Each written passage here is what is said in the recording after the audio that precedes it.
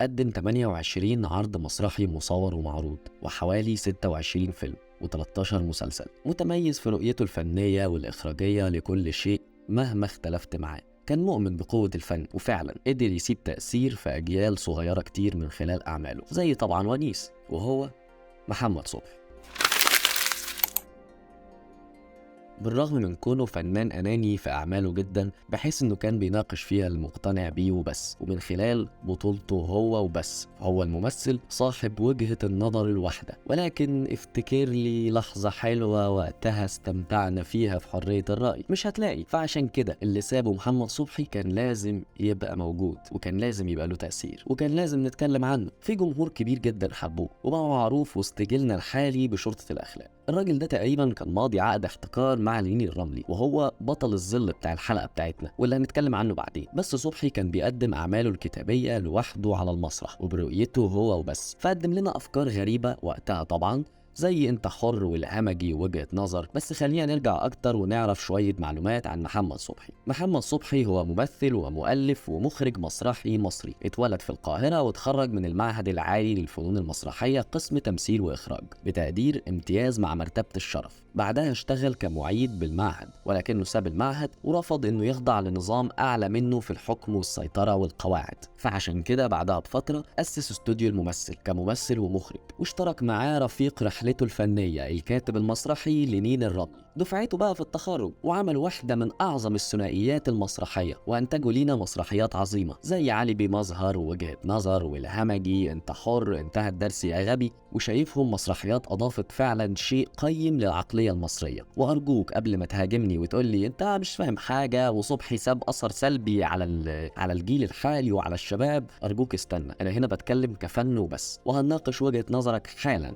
ولكن خلينا بس نكمل موضوعنا دلوقتي. علاقة صبحي بالتلفزيون أو السينما اتأخرت شوية، والدليل إن أحب أقول لك إن صبحي شغال في السينما والتلفزيون من سنة 76. ولكن تسأل نفسك هو كان فين؟ أنا هقول لك كان فين. كان في بعض الأعمال التجارية يمين وشمال بيحاول يوصل منها للي في دماغه، واللي بالفعل كان حققه في المسرح. إيه هو بقى اللي كان في دماغه؟ صبحي ما كانش عايز يبقى ممثل عادي زيه زي بقية زمايله، كان نفسه يبقى زيه زي عادل إمام، أحمد زكي، عايز يعمل كده إمبراطورية خاصة بيه، وإن اسمه لوحده يبقى سمعة. عايز يوصل لمرحلة ان يتم انتاج فيلم كامل عشانه هو وبس، حتى ولو هيعمل ده بالعافية. وهنروح بعيد ليه؟ هو فعلا عملها بالعافية، وعمل استوديو الممثل، واخد معاه مجموعة من الممثلين واشتغل معاهم هم وبس، وكونوا فرقة استوديو 8. وخلينا نقول بصراحة كده ان لو كان محمد صبحي كان مشواره صح، ما كانش ده هيبقى الحال او الانطباعات السيئة اللي احنا واخدينها عنه. ولكن ثانية واحدة، ايه اللي ممكن يحول مسار محمد صبحي من واحد بيستعد انه يكون طفرة في الفن لواحد راح سكة مش سكته خالص؟ انا هقولك، للأسف يا صديقي، هي الديكتاتورية. لو عارف محمد صبحي فانت اكيد عارف كم القصص اللي بتشاع في البلاد عن مدى صرامته وشدته في الإدارة وفرض رأيه بدون أي نقاشات على الممثلين بقى، أو مهندسين الديكور، أو متخصصين المزيكا. كل التيم اللي كان بيشتغل معاه تقريبا كده رأيهم ملوش لازمة. تعال نحلل من ورا أكتر ونرجع للبدايات ونشوف ونفهم أكتر الغلط كان فين. فنرجع يا صديقي للمسرحية اللي بسببها يتقدم لنا جيل جديد عبارة عن سفاحين. هلو شلبي، بداية أحمد زكي وسعيد صالح وكوميديا الفرصجة مش بتاعته، ولكنه لقى نفسه في مستوى آخر ونوع آخر في الكوميديا، وده بيظهر أكتر في مسرحية زي وجهة نظر، واللي بعتبرها واحدة من أجمل المسرحيات اللي اتعملت في المسرح المصري. هتلاقي إنه بيعتمد على السخرية أو الضحك من خلال تعابير وشه وجسمه، وأنا متفق معاك إن كوميديا السخرية أو الساركازم مش أقوى كارت كوميدي يعتمد عليه الممثل، لأنه دلوقتي يعتبر مكروه، لأن ده بيتم تصنيفه تنمر. واتقفل الباب ده تماما في الفن المصري من بعد مسرح مصر، وتم إثبات إن كوميديا السخرية مش شيء حلو خالص. بس ما نقدرش ننكر صبحي قدر يصنع منه مسيرة كاملة. وفي الحقيقة بقى، بعيدا عن الكوميديا، إلا إنه دايما كان عنده رؤية في اللي بيقدمه، برغم إن ما كانش له حظ في السبعينات مع التلفزيون ولا حتى في الثمانينات باعتبارها كانت أفلام شبه تجارية، ولكن نقدر نقول إنه فاق أكتر في الألفينات. وصبحي فهم إنه أشطر في صناعة الكاركترات الفاعة زي علي بيه مظهر في 85، واستمر صبحي بالأسلوب ده فترة زي هنا القاهرة وكابتن زيزو حبيبي وغيرهم كتير. تحس إن خلاص صبحي فهم إنه هو بتاع الكاركترات الفاعة، طب يعني ايه كاركتر فائع؟ يعني الضحك من خلال طريقة الكلام وحركة الجسم وردود الافعال الغير منطقية والغير مبررة. طب طالما كده انت عامل الحلقة دي ليه اصلا؟ انا هقولك، لو كان سابه من الكلام ده وركز على انه ممثل اكاديمي محترف كان زمانه في حتة تانية، وسابه بقى من مناقرة اصحاب الشباك واللي هم احمد زكي وعادل امام، ودول هنروح لهم لسه بس في الحلقة الجاية مش دلوقتي. لو كان في نضج نور الشريف مثلا وايمانه بقدراته الحقيقية كان الموضوع هيختلف، كان هيعرف فعلا هو مميز في ايه. بس عايز تعرف صبحي فعلا كان مميز في ايه؟ تعال اوريك. العالم اللي احنا عايشين فيه النهارده مش انه عالم ملوش مخ ابدا، مشكلته انه عالم ملوش قلب، مشكلة الانسانية انها ناقصة انسانية. الدكتور فريد بيقول لكم ان الذكاء هيحل المشكلة، ده مش صحيح. حتى لو الدكتور فريد عبى الذكاء في حبوب الدنيا مش هتتغير كتير، الشر هيسبق ويحتكر اختراعه، الذكاء هينزل السوق السوداء يشتريه اللي يقدر يدفع، وفضل منه حاجة تترمي في البحر عشان الاغبياء يفضلوا على جهلهم.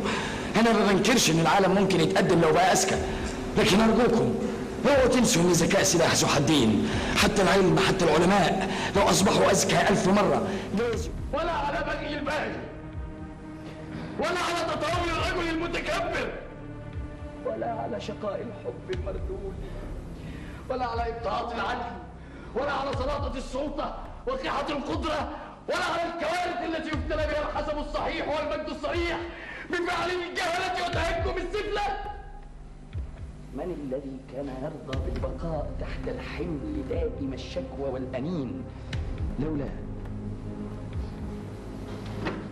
أنه ينتظر شيئا ما بعد الحياة، وهو ذلك البلد المجهول الذي لم يستكشفه باحث ولم يحكي لنا عنه عائد حتى الآن، هو الذي يجعلنا نفضل الصعب بين أهلنا على السهل بين قوم لا نعرفهم، فنفقد العزم ونفضل عذاب الحياة. نرجع بقى لحبيبنا وبطل الظل بتاعنا لينين الرملي، فلا خلاف على عبقريته نهائيا، والدليل انه لحد النهارده اعمال لينين الرملي لسه بيتعمل لها اعدادات دراميه وبيتم تقديمها باشكال مختلفه على مسارح مصر من شباب من الجيل الحالي، ولكن بوجهات نظرهم هم وبرؤى اخراجيه مختلفه تماما عن اللي كان بيقدمها صبحي، واللي ما كانش فاهم انه عادي هيجي بعده ناس تانية عندها رؤيه اقوى وافضل، لان هي دي طبيعه الفن، بيتطور زي اي حاجة.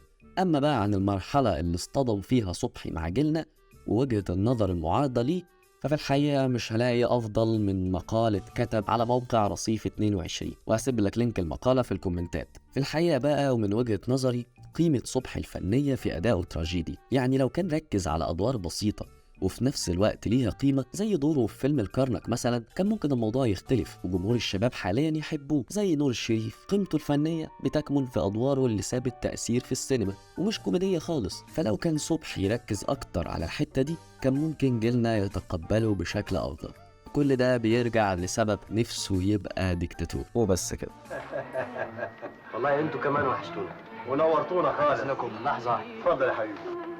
تعرف اسماعيل دي أول مرة أقعد مع حد لسه طالع من السجن.